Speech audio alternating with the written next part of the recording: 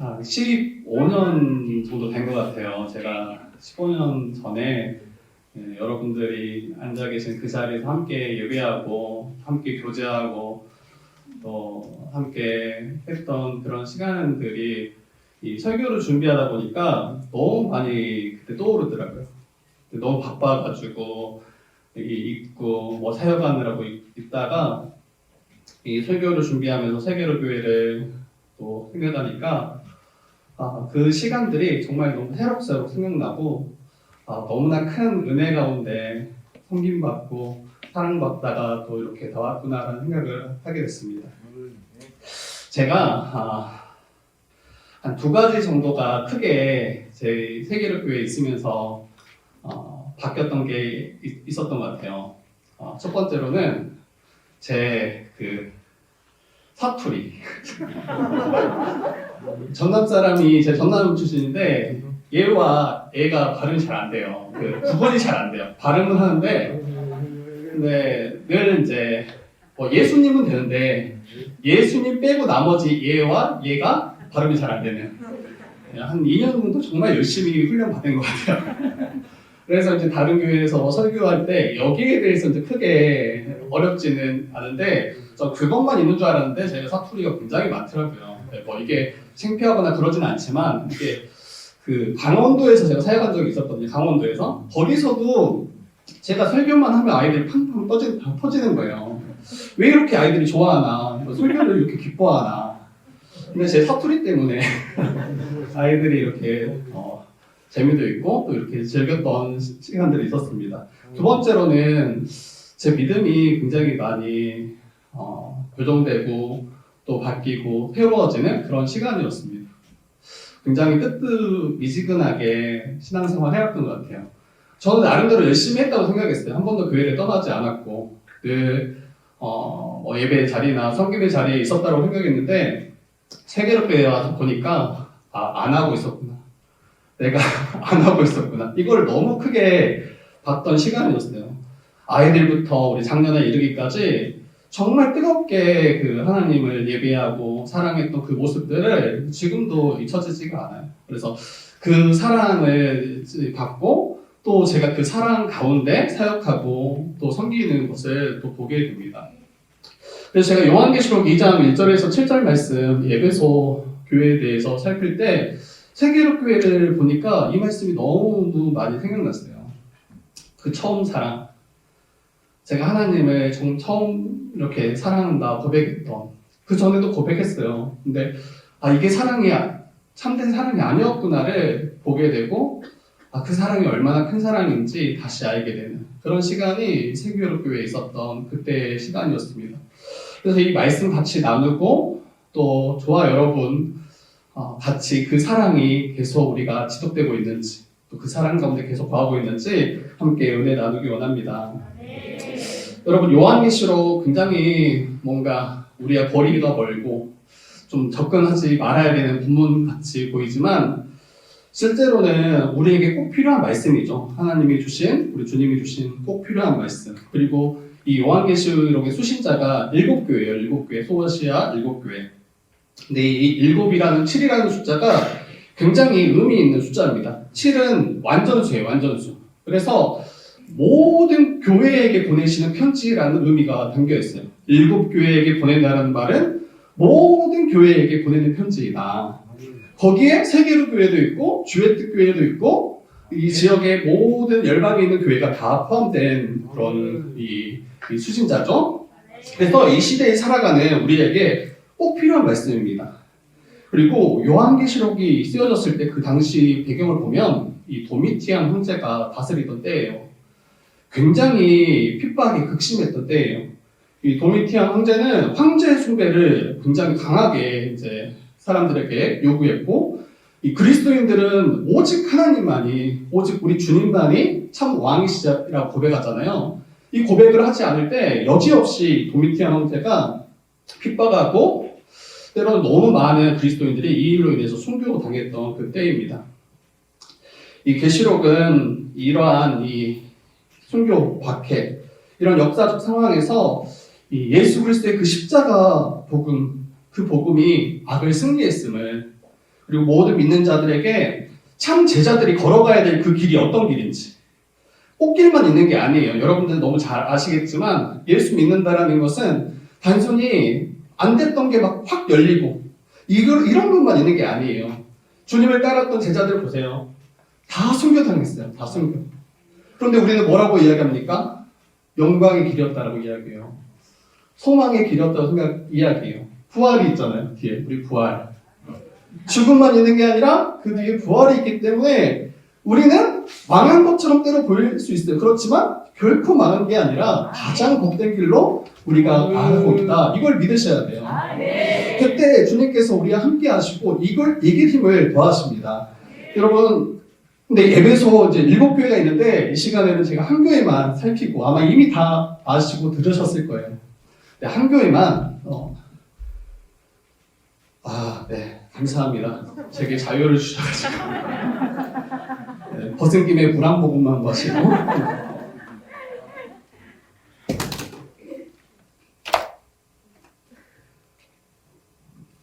일곱 교회를 다 살피지는 못하고 한 교회만 제가 살피려고 해요. 이 에베소 교회죠. 에베소 교회. 그리고 에베소서가 있죠. 에베소서 성경에도. 근데 이 에베소 지역은 여러분 이 소아시아 지역의 최대의 도시였어요. 소아시아 지역의 최대의 도시. 그래서 문화나 정치나 경제, 종교 이 중심지였어요. 이 말은 다르게 말하면 이 돈과 환락 그리고 우상 숭배가 굉장히 만연했던 도시가 에베소 지역이었습니다.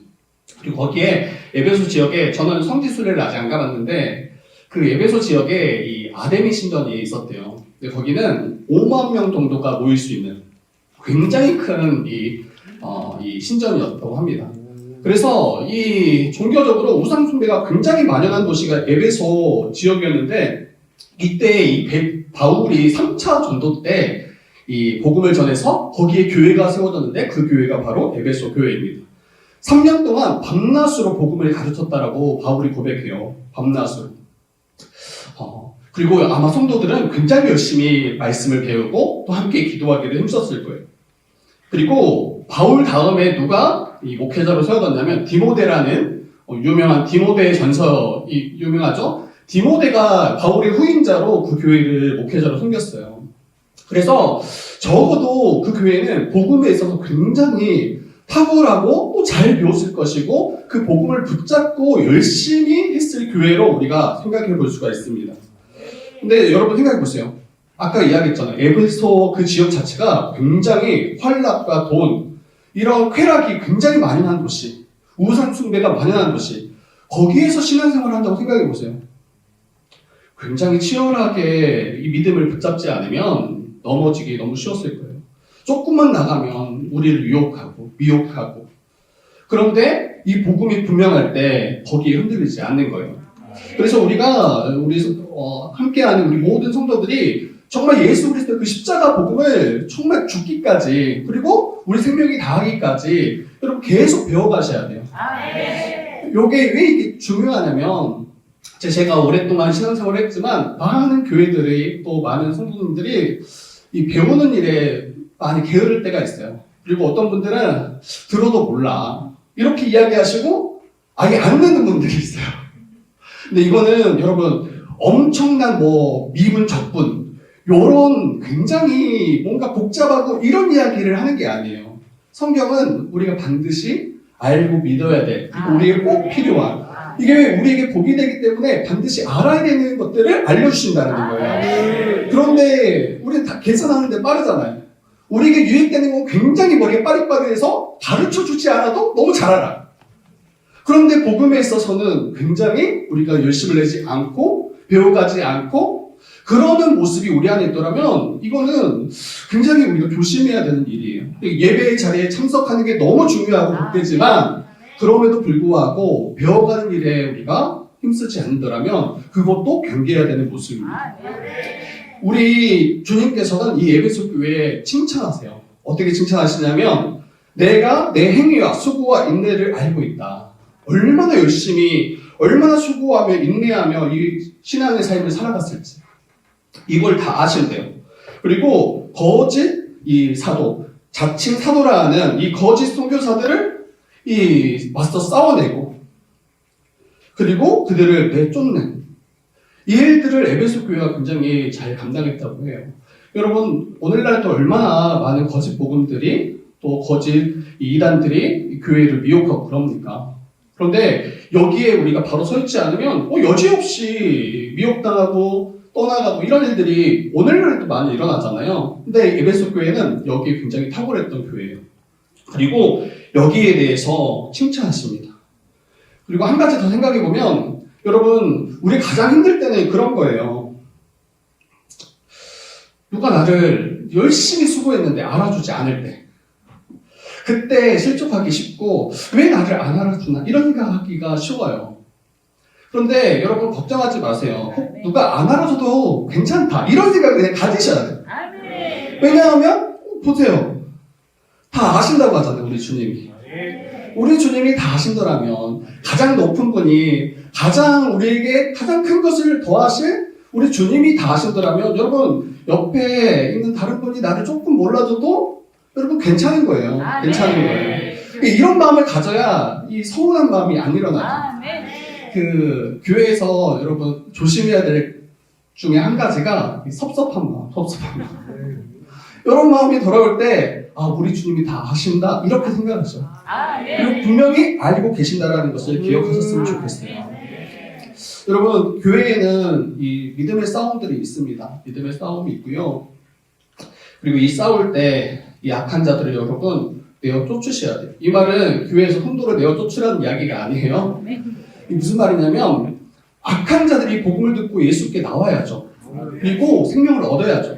근데 여기서 악한 자들을 용납하지 않았다라는 말은 그들을 그냥 무조건 품어주라는 이야기가 아니라 교회를 흔들고 주대심을 부정하고 정말 주의 말씀 가운데 전혀 순종할 마음이 없고 도리어 다른 사람들을 넘어지게 하는 자들이 있더라면 그들과 정말 권면하고 때로는 말씀 가운데 힘써 세워서 교회를 안전하게 지키게 하는 것이 굉장히 중요한 일이에요. 그래서 우리 때로 아까 우리 간증회 때도 비슷한 이야기 들었던 것 같은데 누군가 우리가 죄로 넘어질 수 있잖아요. 그때 정말 사랑한다라면 사랑하는 사람은 권면합니다. 이거를 잘 아셨으면 좋겠어요. 우리는 교회에서 누군가 나의 어떤 죄에 대해서 잘못에 대해서 권면하면 어떻게 생각합니까? 사랑이 없다 이렇게 생각해요. 여러분 그거 진짜 잘못된 거예요. 왜냐하면 오늘날 시대가 어때요? 개인주의가 굉장히 팽배하잖아요. 관여하고 싶지 않아요. 특히나 좀 뭔가 이 관계가 깨질 만한 그런 것들에 대해서는 이야기하려고 하지 않아요. 왜 그 말 때문에 관계가 깨지고 밉보일까 봐. 근데 정말 사랑하기 때문에 이 한 사람을 주님 앞에 바로 세우는 것을 너무나 이걸 사랑하기 때문에 그래서 말하는 거예요. 그 대신 이제 겸손하게 말해야 되겠죠. 근데 이게 마치 사랑이 없는 것처럼 이렇게 이야기하는 것은 여러분 경계하셔야 돼요. 말해주시는 분에게 밥 사주세요. 밥 사주시고 너무 감사하다. 내게 이런 말을 권면해주고 사랑으로 말해주는 게 너무 감사하다. 그 말 아니었으면 우리 넘어진다니까요. 그 말 아니었으면 때로는 실족해서 교회를 떠나가기도 한다니까요. 근데 그 사람이 나를 잡아주고 붙잡아주고 사랑으로 권면해주고 그 말 때문에 우리가 이 자리에 더 굳건히 서 있을 수 있는 겁니다. 그래서 우리 주님이 아신다라는 걸 기억하셨으면 좋겠고 여러분 칭찬하실 뿐만 아니라 반드시 또 복을 주실 거예요. 그 대신 두 번째 그 대신이 아니라 두 번째 보면 지금 몇 시죠? 시간 네. 네, 그렇죠. 이 자리가 목에 굉장히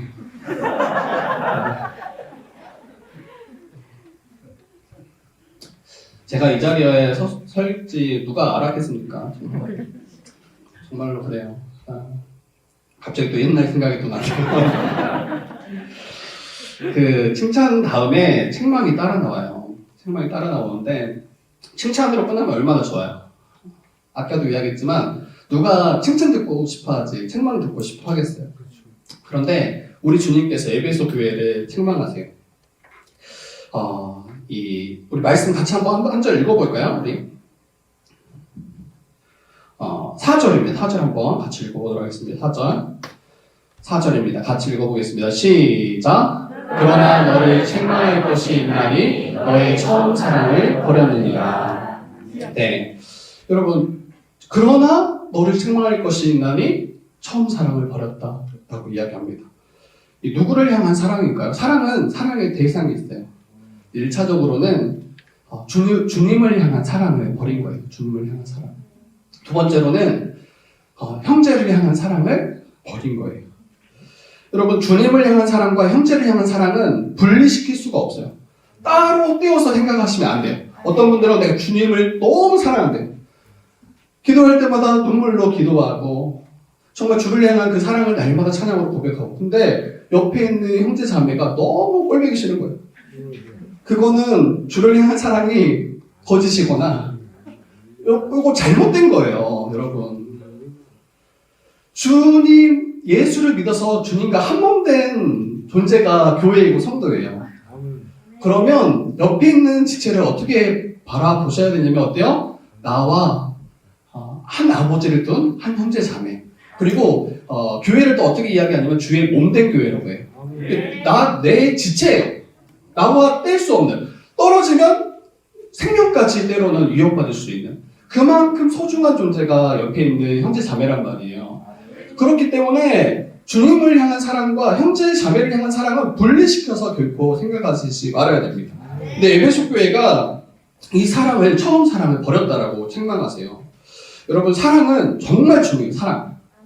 제가 왜 이제 이 본문을 또 이야기했냐면, 제가 세계로교회 지금 상황을 전혀 몰라요. 뭐 교회적 상황이나 어떤 상황들인지 전혀 몰라요. 15년 동안 이제 가끔 우리 이제 만날 때, 우리 목사님이나 또 우리 사모님 만날 때 잘 지내고 있다, 요 정도예요. 너무 감사하죠. 잘 지내고. 그래서 여기 저희 세계로교회 이 상황들을 뭔가 맞게 제가 준비하지 않았어요. 그리고 가장 그 메시지에 있어서 언제든지 나누기에 너무 좋은 이 말씀 주제는 사랑인 거예요. 사랑. 그래서 이 사랑에 대해서 이야기를 좀 하고 싶은데, 여러분, 사랑은 너무 중요해요. 성도에게 있어서. 마태복음 25장 말씀 보면 주님께서 다시 오실 때 무엇을 보시고 양과 염소를 구분하시겠다라고 이야기하시냐면 사랑이에요. 사랑. 연약한 자들, 지극히 작은 자를 사랑하느냐 사랑하지 않느냐, 이걸 보시겠다라고 주님은 말씀하세요. 여러분, 우리의 행위를 보고 구원하시겠다는 말이 아니에요. 우리의 믿음을 보고 구원하시겠지만 그 믿음은 어떤 믿음이냐면 형제 자매, 특히 작고 작은 자를 정말 주와 같이 사랑으로 섬기고 있느냐, 이게 어찌 보면 믿음의 합당한 열매인 거죠. 그래서 사랑은 반드시 있어야 됩니다. 주님을 사랑하듯이 우리 형제 자매를 사랑하고 있는지, 그렇게 나보다 연약한 자를 사랑으로 섬기고 있는지, 진리를 힘써 붙잡는 게 너무 중요하지만 그 진리에 함께 사랑이 함께 가야 됩니다. 성경은 믿음으로 말미암아 구원받는다라고 이야기할 뿐 아니라 이 요한일서 3장 14절에 이렇게 이야기해요. 우리는 형제를 사랑함으로 사망에서 옮겨 생명으로 들어간 줄 안다. 다시 한번 읽어드릴게요. 형제를 사랑함으로 사망에서 옮겨 생명으로 들어간 줄 안다. 사랑하지 아니하는 자는 사망에 머물러 있느니라. 이렇게 이야기합니다. 형제를 사랑함이 우리의 생명의 문제와도 연결되어 있습니다. 그래서 또 바울은 이렇게 이야기해요. 온 율법은 내 이웃 사랑하기를 내 자신같이 하라 하신 말씀에 다 이루어졌다. 여러분, 율법은 하나님의 뜻이에요. 하나님이 우리에게 원하시고 이렇게 살아가기를 바란다라고 주신 법이 율법인데, 그 율법 613가지거든요. 하나하나 다 신학자들이 세워봤대요. 저는 안 세워봤어요. 이거 굳이 세워보기가 힘들죠? 근데 613가지인데 성경이 뭐라고 이야기하냐면 이 하나님의 거룩하신 뜻이 형제를 사랑한 그 사랑에 모든 율법을 다 지켰다라고 여겨주시겠다는 거예요. 그러니까 여러분, 뭐 하세요 하지 마세요 이렇게 말할 필요는 없어요. 왜냐하면 정말 형제를 사랑함으로 그 일을 하고 있더라면 여러분 613가지 하나님의 그 뜻을 온전히 매일매일 이루며 살아가는 자들이 바로 교회요 신자인 거죠. 그래서 여러분, 기준을 사랑하느냐 사랑하지 않느냐 이렇게 보셨으면 좋겠어요. 그리고 여러분 성숙한 신자에 대해서 기준을 잡을 때도 마찬가지죠. 누가 성숙하느냐? 뭐 예배 출석 뭐 90% 이런 거 아니에요. 뭐 헌금 뭐 몇 퍼센트 이런 거 아니라 사랑하는 거예요. 사랑. 정말 성숙한 신자는 사랑이 계속 커져가는 거예요. 그럼 사랑하는 성도가 예배 안 드릴까요? 주를 그렇게 사랑하는데. 사랑하는 성도들이 주를 위해서 한 몸 내 지체를 안 섬길까요? 아니에요. 사랑은 더 커지면 커질수록 우리의 일상의 삶에서 더 수고하게 하고 더 섬기게 하는 게 사랑입니다. 그래서 성도들에게 있어서 이 사랑은 여러 조건, 뭐 이런 덕목 중에 하나가 아니에요. 뭐 여러 가지가 있죠. 온유하라, 인내하라, 충성하라, 뭐 절제하라. 여러 덕목들이 있는데 이 사랑은 그런 것 중에 하나가 아니라 이 신자에게 있어 사랑은 전부예요, 전부. 사랑하는 자는 온유하게 돼 있고, 사랑하는 자는 인내하게 돼 있고, 사랑하는 자는 절제하게 돼 있어요. 그래서 여러분 사랑 없는 우리의 신앙생활을 경계하셔야 돼요. 사랑 없는 우리의 신앙을 경계하셔야 돼요. 그렇기 때문에 이 처음 사랑을 잃어버린 에베소 교회에게 다시 권면합니다. 처음 사랑을 어디서 잃어버렸는지 생각하고 회개하라 라고 이야기합니다. 우리 말씀 한번 우리 5절 한번 다 읽어볼게요. 5절 말씀입니다. 같이 읽어보겠습니다. 시작.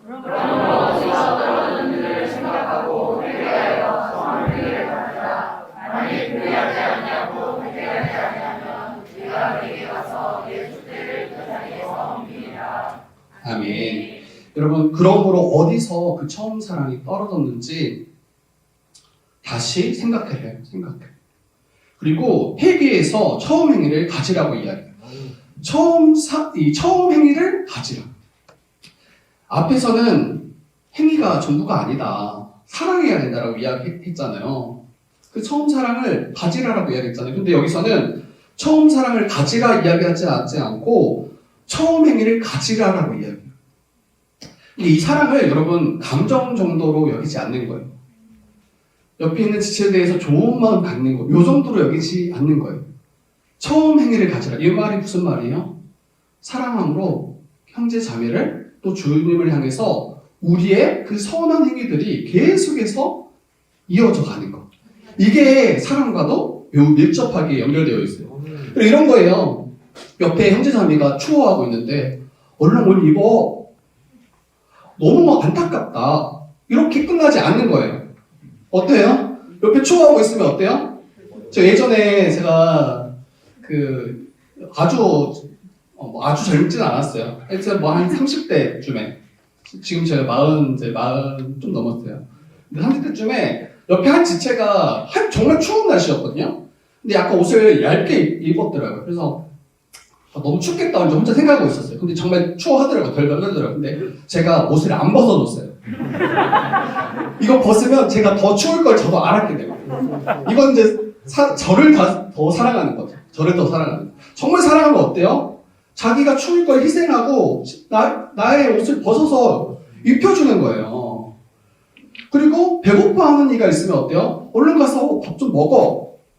이런 게 아니라 자기가 밥을 차려주고 또 먹을 것을 먹여주고 이게 사랑인 거죠. 그래서 여러분 사랑은 행위가 따라옵니다. 감정 정도로 여기지 마세요. 사랑이 어때요? 이 사랑장 13장 고린도전서 13장에 사랑은 오래 참고 온유하고 시기하지 않고 이게 다 어떤 하지 말라 하라 이렇게 계속 이야기하고 있습니다. 그래서 여러분 사랑은 행위가 따라옵니다. 그리고 어디에서 사랑이 떨어졌는지 여러분 확인하셨으면 좋겠어요. 어디에서 이 사랑, 그 처음 사랑, 주를 향한 사랑, 형제자매를 향한 사랑이 어디에서 떨어졌는가? 잃어버린 거죠. 근데 제가 또 제 한 가지 이야기를 하면 저는 물건을 굉장히 잘 잃어버린 사람 중에 한 사람이에요. 건망증도 심하고 지갑 한 대여섯 번을 잃어버렸을 거예요. 한데 잃어버렸다 생각하고 한 몇 년 있다가 이 경찰서에서 제 지갑이 돌아오더라고요. 어디 논두렁에 빠져 있어가지고 다 지갑이 헤어졌는데 주민등록증 하나 돌아오더라고요. 지갑 잃어버릴 때마다 회개기도를 얼마나 많이 했던지. 내가 뭘 이렇게 잘못했길래 지갑을 이렇게 자주 잊어먹냐. 그때 이제 철없는 그때. 그리고 여러 가지 물건들을 너무 자주 잃어버렸어요. 여러분, 이 물건을 잃어버렸을 때 가치 없는 것은 잃어버려도 돼요. 금방 다시 구할 수 있잖아요. 잃어버려도 아무런 상관이 없는 거예요. 잃어버렸구나 하고 넘어갈 수 있는 거죠. 그런데 여러분, 정말 내게 귀한 것을 잃어버릴 때 어때요? 지내 살다가 뭔가 정말 내게 귀한 것, 그걸 잃어버렸는데 이걸 발견하면 그때부터 다른 게 신경이 안 쓰여지는 거예요. 어디서 잃어버렸지?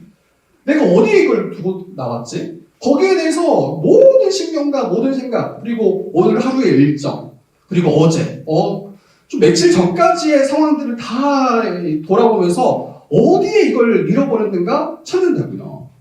그리고 찾으면 어때요?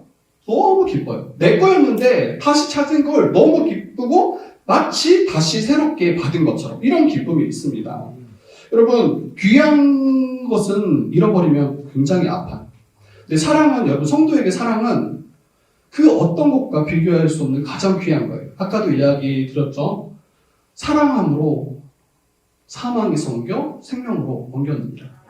사랑이 없으면 아무것도 아니다라고 성경이 이야기하는데 우리에게 이 사랑은 정말 귀한 것으로 가치 있는 것으로 여기고 우리가 붙잡고 있냐는 거예요.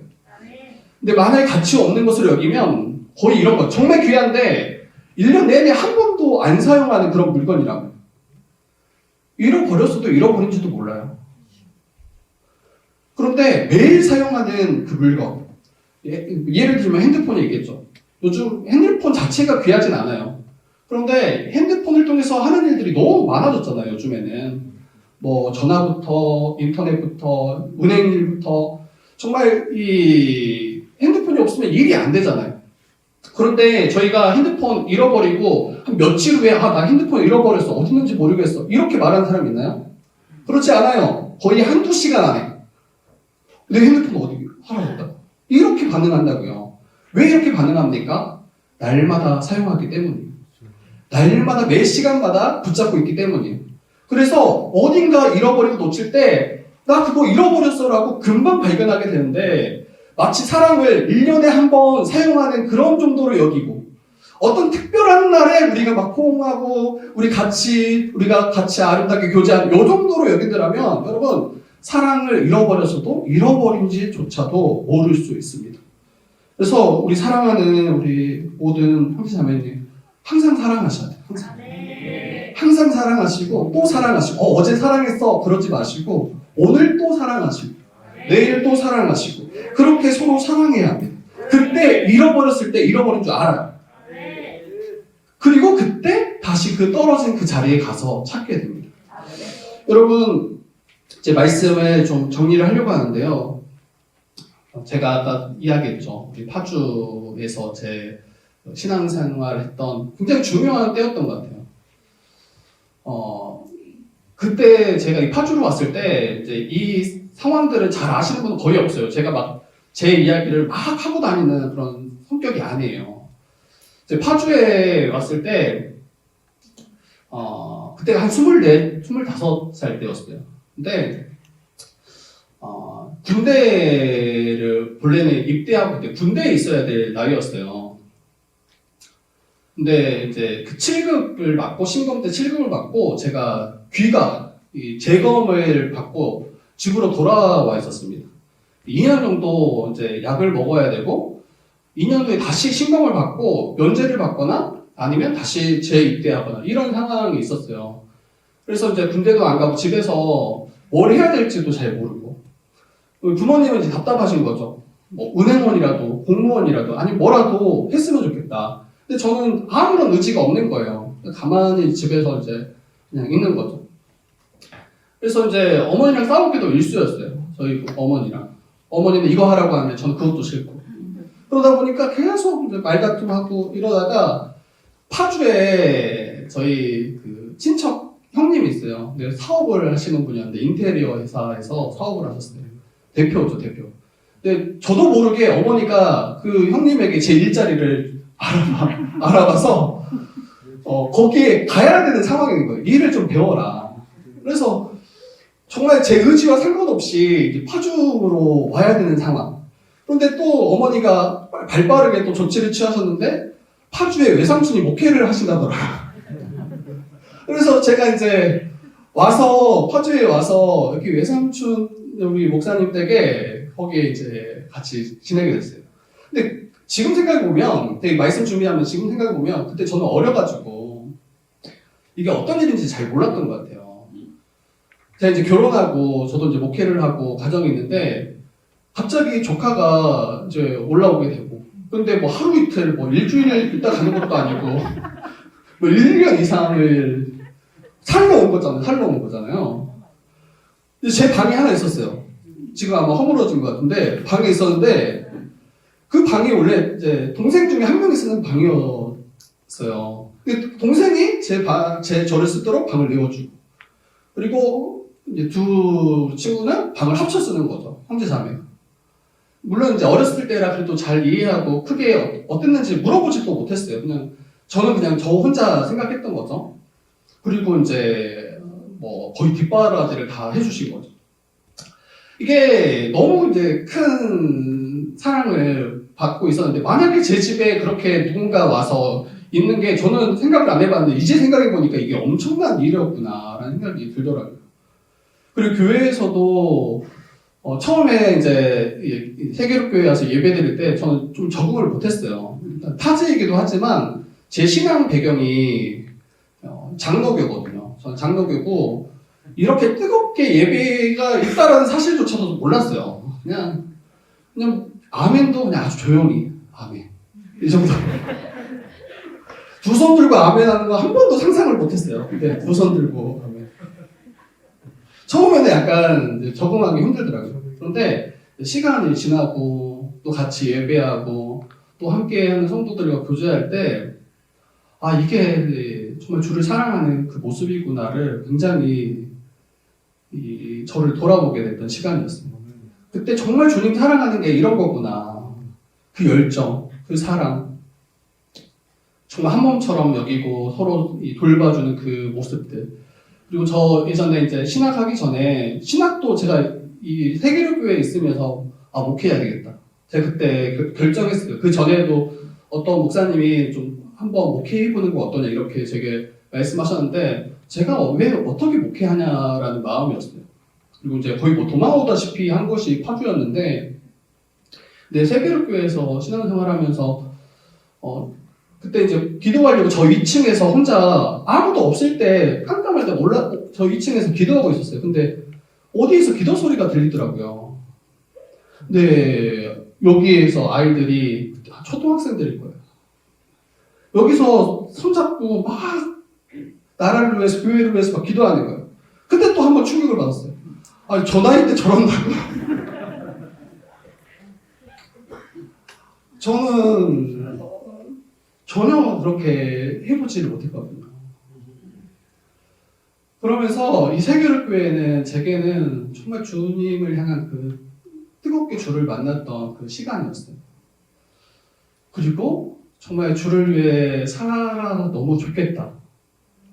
그리고 함께한 성도들이 자라가고 또 함께 이렇게 세워져 가는 것들을 볼 때 목회가 너무 영광스러운 일이구나. 정말 교회로 살아간다는 게 너무 복된 일이구나. 이걸 너무 보게 된 시간이 그 1년 반이나 2년 가까이 제가 파주에서 있었던 시간들이었습니다. 여러분, 더 주를 사랑하셨으면 좋겠어요. 네. 15년 지금 흘렀다고 했잖아요.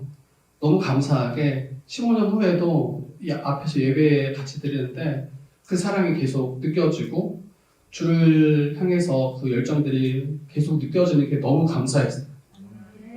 근데 15년에 우리가 만족하지 말고 주님 만나 뵐 때까지 그 사랑이 더 커져가고 또 형제를 향한 그 사랑도 더 커져가는 우리 세계로교회 우리 모든 성도님들 되셨으면 좋겠어요. 그리고 저희 주의 교회에도 그 은혜를 제가 먼저 받았으니까 그 은혜를 우리 성도들과 함께 나누고 함께 자라가도록 하겠습니다. 아마 약간 충격받았을 거예요. 우리 지체들도 거의 저랑 비슷한 다 장로교 출신들이거든요.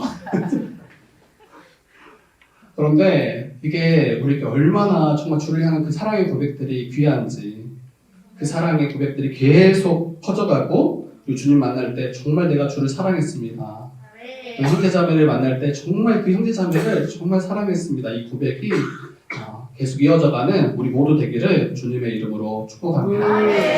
네, 말씀을 제가 기도하고 마무리해도 될까요? 네, 제가 기도하고 마무리하겠습니다. 하나님 감사합니다. 주의 은혜로 우리를 죄에서 모든 악에서 건지시고 하나님의 자녀, 하나님의 백성 삼아주심 감사합니다. 이 복된 자리에 우리를 불러주셔서 주를 찬양하며 예배하게 하심 감사합니다. 우리 사랑하는 성도들 정말 말씀 안에서 굳건히 세워지게 하시고 그 주를 처음 만났던 그 사랑을 놓치지 않고 혹시 떨어진 자리가 있더라면 다시 급히 돌아가 그 사랑을 회복하고 붙잡는 우리 모든 성도 되어지도록 인도하여 주시옵소서. 지금보다 내일보다 우리의 그 모레가 더 사랑의 고백이 커져갈 수 있도록 도와주시고 혹시 우리가 넘어진 그 자리가 있더라면 주님께서 붙잡아 주셔서 일으켜 세워주셔서 성령께서 우리를 인도해 주셔서 정말 그 사랑이 결코 떨어지지 않도록 이 사랑이 계속 퍼져갈 수 있도록 하나님 도우시고 인도하여 주시옵소서. 우리 모든 삶의 그 고백들이 사랑으로 우리가 끝날 수 있도록 인도하여 주시옵소서.